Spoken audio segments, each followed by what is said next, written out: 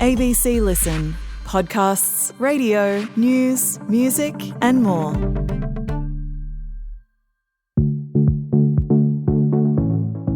Hi, Jules and Jez here, and every week on Not Stupid, we unpack the news of the week. I like to see when people change their minds because it makes me, just as a normal person, feel like I'm not the only one who exercises a degree of self-doubt every single day. Self-doubt, it's a fine thing. That's our takeaway today. You can find Not Stupid on the ABC Listen app.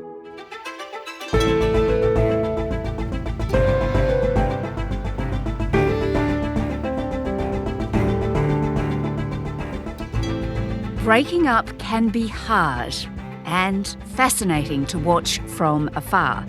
So, where is the disintegration of the relationship between Donald Trump and Elon Musk up to now? Today, Geoff Kabaservice from the centre-right think tank, the Niskanen Center, on the real-world consequences of the split and whether there's any chance of reconciliation between the president and the billionaire. I'm Sam Hawley on Gadigal Land in Sydney. This is ABC News Daily.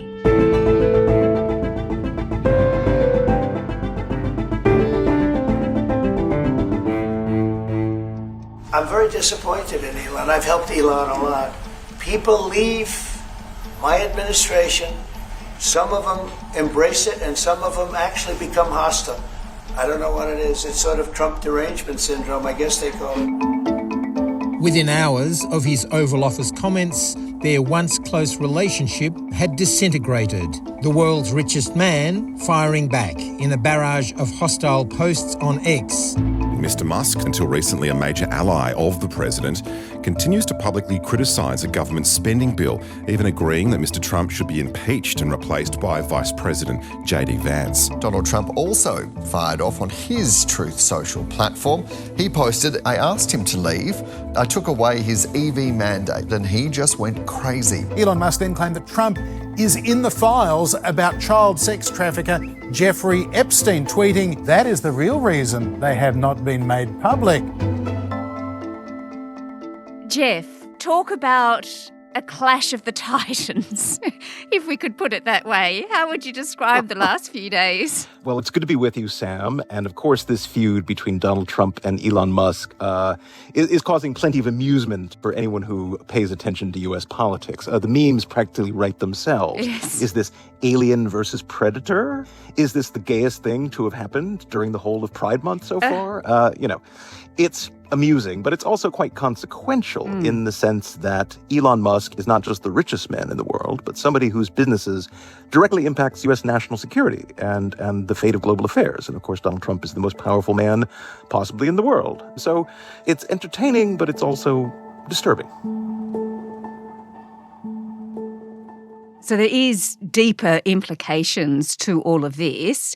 One of them, of course, for Donald Trump is that the richest man in the world could switch his allegiances to the other side of politics. If he really wants to annoy Donald Trump, he could back the Democrats, right? Elon Musk is unlike anyone who Trump has ever had in his circle because he's not a creature of Trump. He is independent. He has his own base in the world of business and, of course, his vast fortunes and the companies that he controls. So it's entirely possible that Musk could say, I am flipping over to the Democrats, or as he has already tweeted during the course of his epic meltdown, that he is going to support a third party. Anything's possible. But of course, there are also some people wondering if maybe this is a big put-on of some kind, if maybe this was staged, if there's going to be an immediate kiss and make-up session, to be determined. Well, during an interview on NBC, Donald Trump did warn Elon Musk against that move. He said there'd be serious consequences, although he didn't mention what those consequences would be. And even though he kept saying that he doesn't spend any time thinking about Elon Musk, he was happy to keep answering questions about Elon Musk. What's your view on Elon Musk as of today? I mean, have you heard from him at all? Is your Honestly, team? I've been so busy working on China, working on Russia, working on Iran, working on so many I'm not thinking about Elon. This is a breakdown that I've been predicting for a while. I can at least say that I was correct in foreseeing that egos this titanic could not comfortably coexist for long on the same team. But, Elon Musk has considerable cards, shall we say, Yes. because he is, as we've said, the world's richest man. He actually has a number of businesses that are critical to how government and the world works. Just as an example, SpaceX has under its umbrella Starlink, which does, I think, 80% of satellite communications launches in this country. It had a material impact on the outcome of the Ukraine war and the conduct of that war. And, Elon Musk also controls a very important social media platform. It is as though he were the head of, let's say, the Washington Post 50 years ago. This is a person with a lot of formidable weapons, should he choose to go to all-out war with Donald Trump, as opposed to just flinging insults at each other and calling each other pedophiles. Yes, because of course Elon, without evidence, accused the US president of being named in the Epstein sex trafficking files, a post which he later deleted.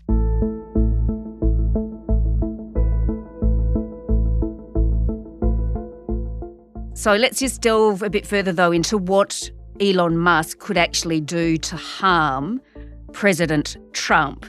As we said, he also has, of course, this very large social media platform with millions of followers. Could he use that against the president, do you think? Will he want to? Well, Elon Musk has a lot of say over what messages get broadcast on his platform, X, which is his new name for Twitter, of course. And it's entirely possible that he could actually go up against some of Trump's biggest supporters on that platform and simply suppress their messages, as well as putting out his own using one of the world's biggest microphones.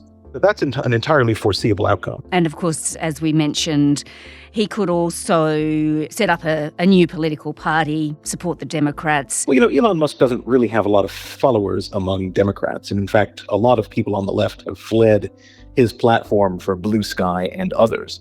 But Elon Musk does have considerable amount of influence over the so-called tech right.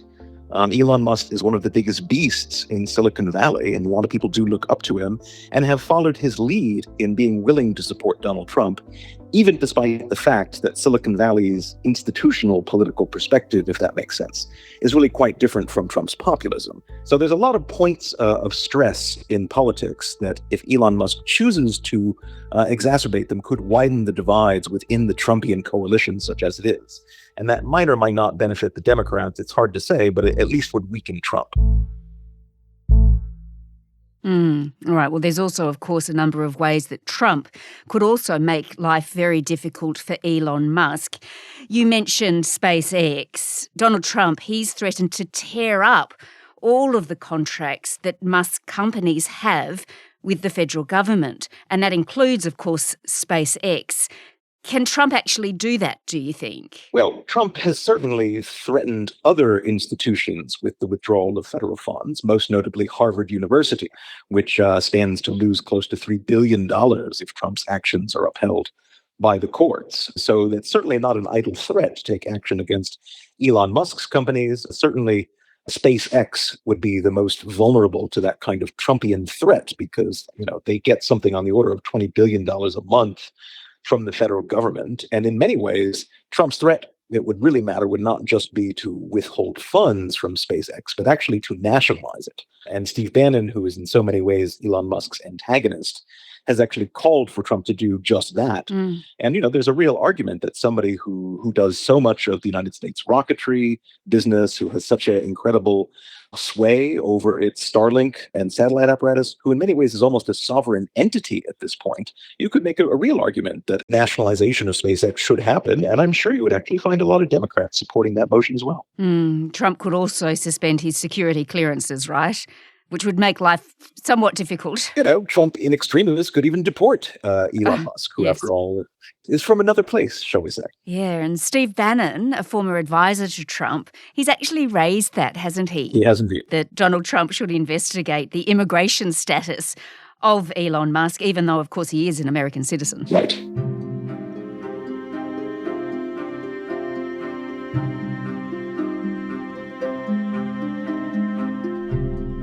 Well, of course, the Stausch also did send Tesla stocks plummeting, Geoff.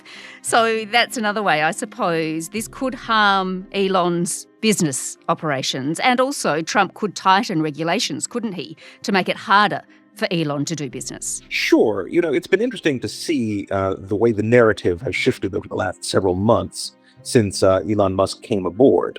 When Elon invested something on the order of $250 million in the 2024 political campaigns, which included not just Trump's election, but also a number of other Republican candidacies in Congress and elsewhere, this seemed like actually a remarkably astute payoff because Elon Musk's personal net worth soared in the first few months. But, there's been incredible pushback, even from some Republicans, against the Doge project of cutting the government that Elon Musk has engaged in. And Elon never quite seems sure as to what his purpose was in helming that Doge effort. Was it to just help Trump extract political payback against woke enemies and the so-called deep state? Or was it actually to try to genuinely cut the deficit or make government work more efficiently? The blow-up between Musk and Trump got its start when Elon started criticizing the Republican budget bill, which truly is a fiscally incontinent budget buster, which will add something on the order of over $3 trillion to debt. Tech billionaire Elon Musk has issued a blistering criticism of US President Donald Trump's spending bill. He has said that I'm sorry, but I just can't stand it anymore. This massive, outrageous, pork-filled congressional spending bill is a disgusting abomination. Shame on those who voted for it. So, there's a lot of things that are going wrong in the Trump-Musk relationship in the ways that they're not seeing each other eye to eye. And Elon is not very political. So in that sense, Trump could actually have the upper hand on him and could make his life difficult in many ways.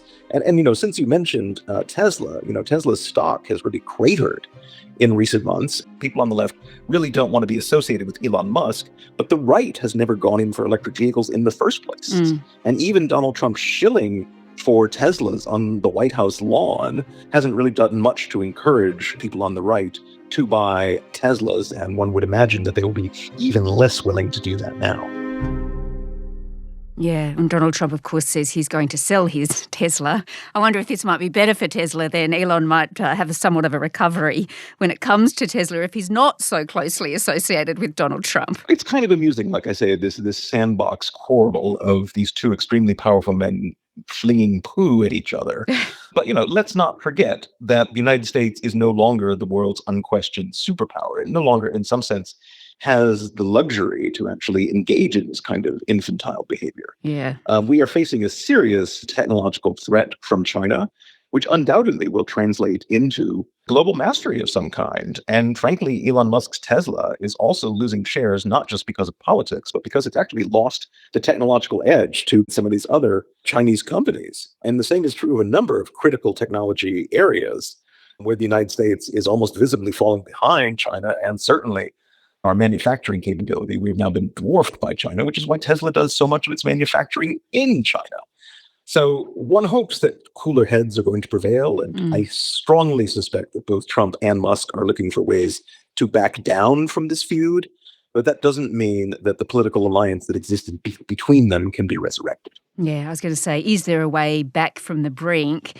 And if there isn't, who do you think will be the ultimate winner of this stoush, the billionaire or the president? Oh, that's awfully hard to say because it's not clear what winning would look like here, right? I mean, at the end of the day, Elon will still have, more money than any human being has had in history, as well as, however many children he wants to have, by however many consorts he wants to have.